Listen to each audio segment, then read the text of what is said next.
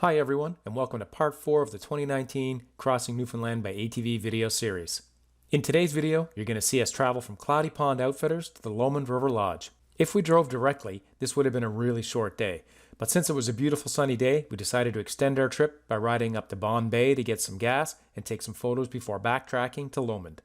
We ended up having a bit of a problem with that, but I'll explain more about that later. If you're new to the channel or frequent the channel but haven't subscribed, please take a second and click the subscribe button below and the notification bell next to it to get notified each time I upload a video. We started our day by cooking up some breakfast and packing up our gear on the ATVs and side-by-sides. I have to take a moment and say how much we enjoyed spending the night at Cloudy Pond Outfitters. I wish the weather was nicer the day before because we would have liked to have spent some more time outside that previous night. But that just means we're going to have to go back again in 2020. If you like what you see in the video of Cloudy Pond Outfitters, check them out on Airbnb. So we were all ready to go. We drove over to the edge of the lake to take a couple of nice photos of our machines with the mountains in the backgrounds, and then we hit the trail.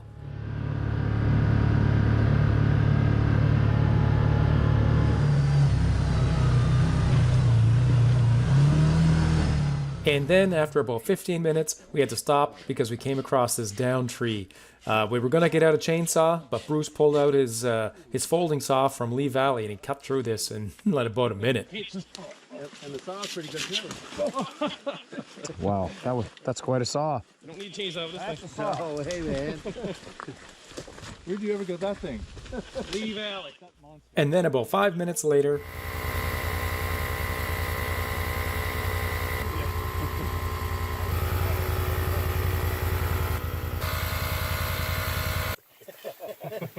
The other one's already easy too.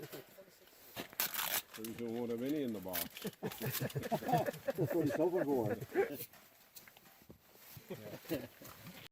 we left Cloudy Pond, then we had the down tree, then the flat tire. Shortly after that, we came across a steep hill. I've put that in videos other years before. When you drive down, it looks really steep when you're doing it in person, but on video it never really shows that. And I'll show it again here anyhow. And this other point that's shortly up over here on the top by Weasel Ponds is where we sent the drone up last year and get some really nice shots of the valley below. So if you want to see all those spots, make sure you download my maps off my website, and all these places are listed here for you to follow.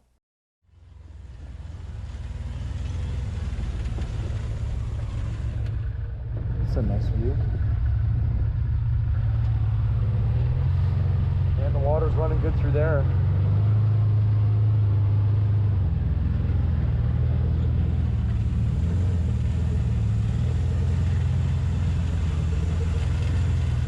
Too steep here.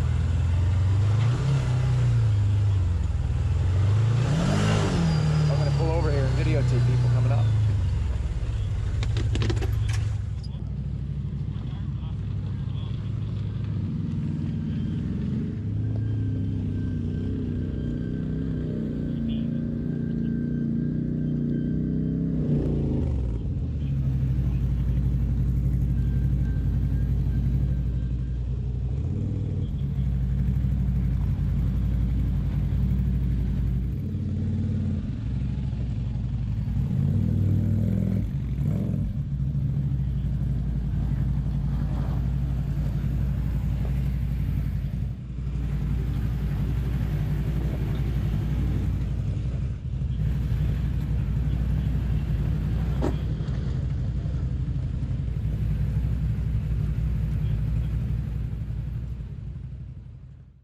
There's something quickly I need to point out on the map here. When we left this morning and to where we are now, it's only about 10 kilometers, but it took us a full hour to get there. That's because this section of trail here that's showing in orange from down at the pond to where we're at now basically is very steep and very slow going in a lot of places. But the section of trail here in the yellow that we're going to go west on here or left, you could almost drive a car on. Very good condition. You could drive along at 50, 60 kilometers an hour if you want to save yourself some time. And then when we backtrack up towards Lomond, it's the same thing. Once we get off those orange trails all the way back up, you're basically on mountain trails. I'll show you here.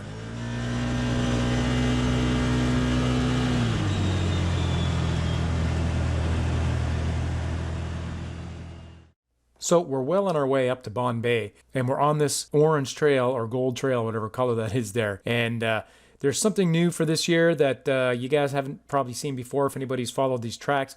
I cut them off right where that little red triangle is right here, because you're entering the the national park, Gros Morne National Park right there. If you see that green dark line, I'll zoom out a bit more so you can see it here. Anything within that green boundary line is Gros Morne National Park. You're not allowed to drive ATVs inside the park.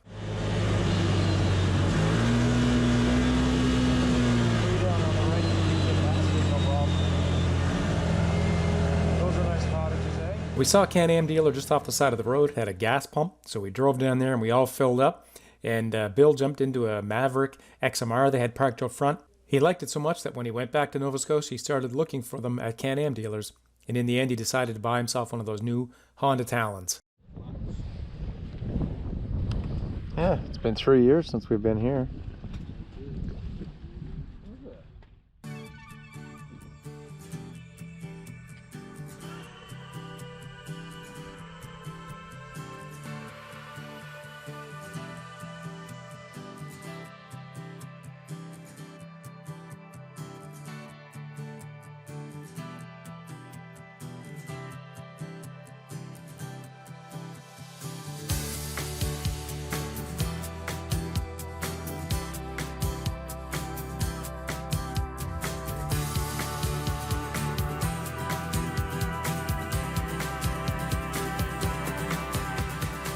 We were on our way back to the trailhead and we were almost there, and when we got there, the Parks Canada police were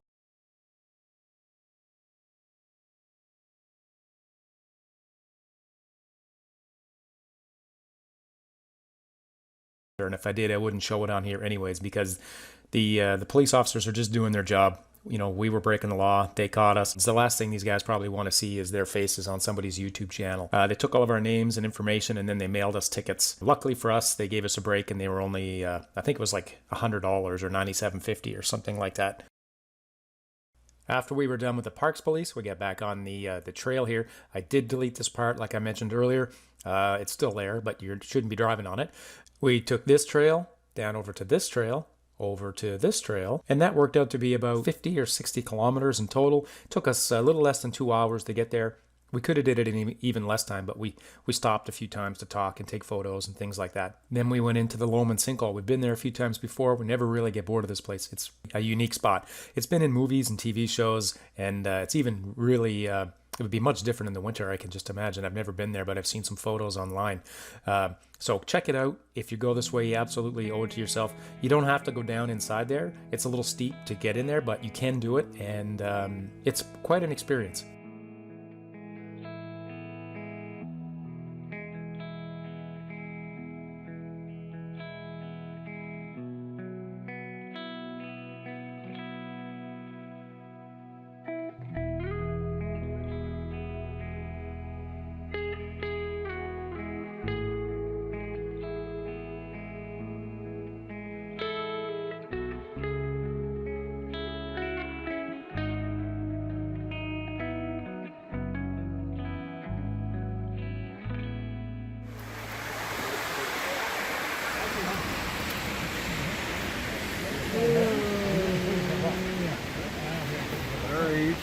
He's going. Yeah, that's right. I'm not sure.